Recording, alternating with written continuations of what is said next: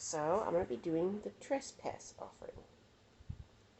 If a person sins in the hearing of the utterance of an oath, and is a witness, whether he has seen or known of the matter, if he does not tell it, he bears guilt. Or, if a person touches any unclean thing, now let me pause there for a minute. Back in them times, okay, there's ceremonial laws, okay, so that's what's clean or unclean. If you were technically unclean, you could not go to the temple, okay, tabernacle, whatever. I'm pointing at. All right, you can go. So, excuse me 1 minute. I'll blow my nose.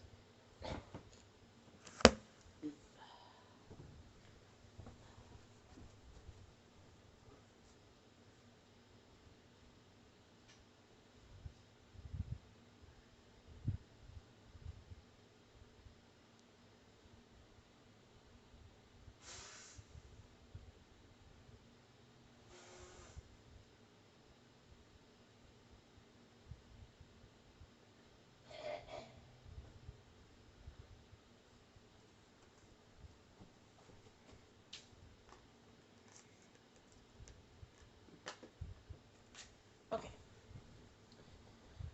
All right, ready. Whether it is the carcass of an unclean beast, or the carcass of an unclean livestock, or unclean creeping things, and he is unaware of it, he is also shall be unclean and guilty.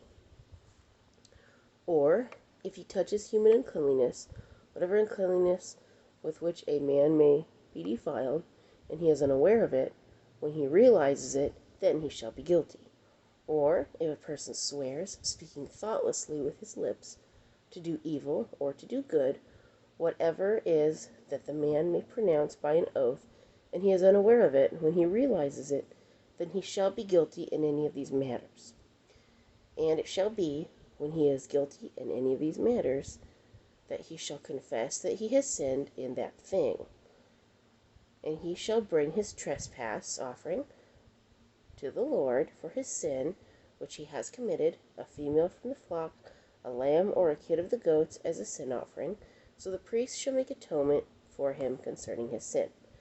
If he is not able to bring a lamb, then he shall bring to the Lord for his trespass which he has committed 2 turtle doves or 2 young pigeons, one as a sin offering and the other as a burnt offering.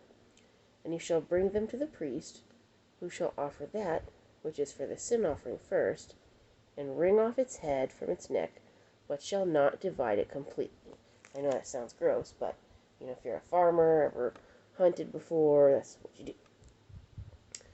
Then he shall sprinkle some of the blood of the sin offering on the side of the altar, and the rest of the blood shall be drained out at the base of the altar. It is a sin offering.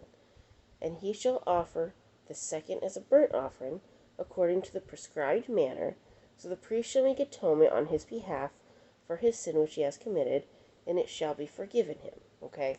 So back then, that was the covenant. Okay? It's kind of like a contract. I do this, you do this. Okay? So, but if he is not able to bring 2 turtle doves, or 2 young pigeons, then he who sinned shall bring for his offering 1/10 of an ephah of fine flour as a sin offering. He shall put no oil on it, nor shall he put frankincense on it, for it is a sin offering. Then he shall bring it to the priest, and the priest shall take his handful of it as a memorial portion, and burn it on the altar according to the offerings made by fire to the Lord. It is a sin offering. The priest shall make atonement for him for his sin that he has committed in any of these matters, and it shall be forgiven him. The rest shall be the priest as a grain offering. Okay? So, when it's saying sin offering, it's not talking about, like, a moral sin. Like, oh my goodness, you cheated on your wife, or something like that. Okay? It's a ceremonial sin. Alright? Then the Lord spoke to Moses, saying, If a person commits a trespass, and sins unintentionally in regard to the holy things of the Lord, then he shall bring to the Lord as his trespass offering a ram without blemish from the flocks, with your valuation and shekels of silver, according to the shekel of the sanctuary, as a trespass offering. And he shall make restitution for the harm that he has done in regard to the holy thing, and shall add 1/5 to it, and give it to the priest. So the priest shall make atonement for him with the ram of the trespass offering, and it shall be forgiven him. Okay? Pardoned. Like, alright, done away with. Jesus on the cross. All sins done away with, okay? If a person sins and commits any of these things which are forbidden to be done by the commandments of the Lord, though he does not know it, yet he is guilty and shall bear his iniquity. And people be like, oh, well, I didn't know it, so how can I be guilty? Okay, if there's a sign, and I can speak from experience of this, if there's a sign on the road saying 45 miles an hour, okay? And you're blazing down the road 55 miles an hour, and you don't see the sign saying 45 miles an hour, you can still get pulled over and get a ticket because you're going faster than the speed limit. And if you tell that officer, oh, I'm sorry, I didn't see the sign, you're still going to get the ticket because the sign is there. Okay? So, there's one time I was in Jones with Micah, and we're coming back from a friend's house, and the speed limit went from 25 up to 35 and then back down to 25, but I did not see the sign saying back down to 25. So we're driving down this road, and this one guy, he backs up out of his driveway, okay, and over here there's a ditch, field, okay, and I was going 35 because I didn't see the sign for 25. And I was going, and he backed up so far into the other lane, okay, because I had to get over close to this ditch to try to avoid him. I still didn't avoid him, and he hit us and put us in the ditch. So I was kind of banged up. My arm was banged up. Micah, even though he was buckled up, it was a tiny little car, and so his head, squished the windshield, and his lip was sticking way out. It was all swollen like Homer Simpson, and it was terrible. And that guy got a ticket because he wasn't watching what he was doing, but I got a ticket too because, guess what? I was going fast, and I didn't see the sign. And I asked the officer, I said, where is this sign? And he says, oh, right here. So we went back to look and try and find this sign. Because my in-laws, they picked us up.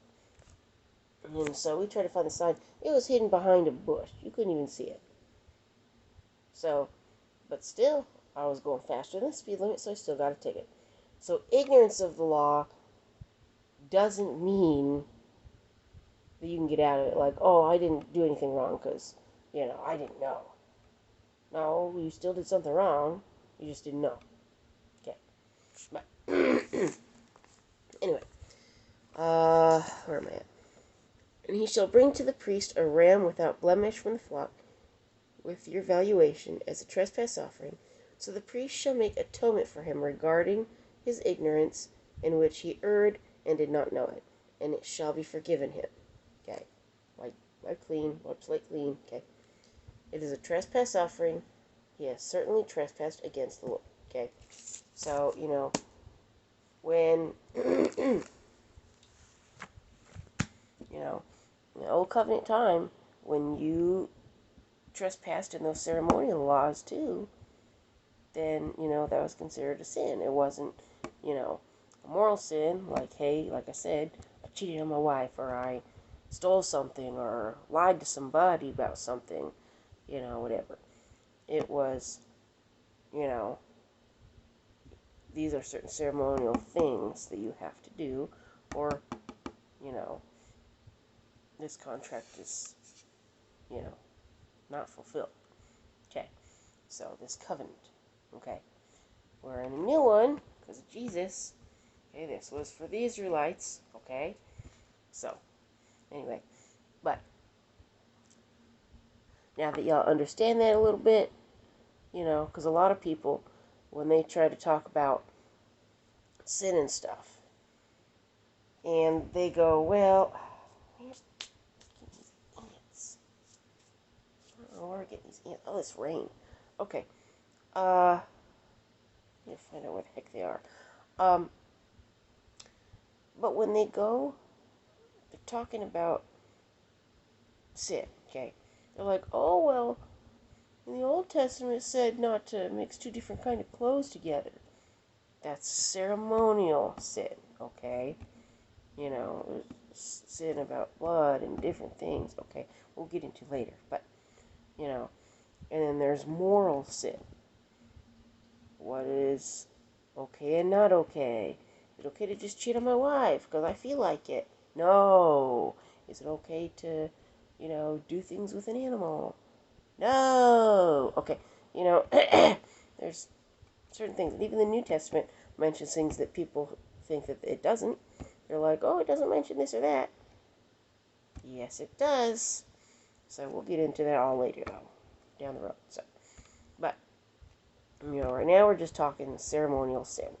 Okay, like I said earlier, ignorance of the law doesn't mean you didn't break any law. I did not know that the speed limit went down to 25, but I still broke the law because it did go down to 25 and I was going faster. That's why I got a ticket. So, there you go. Anyway, I will put a pin in it, and I'll read some more tomorrow. Bye, all you Facebookers and YouTubers. Peace.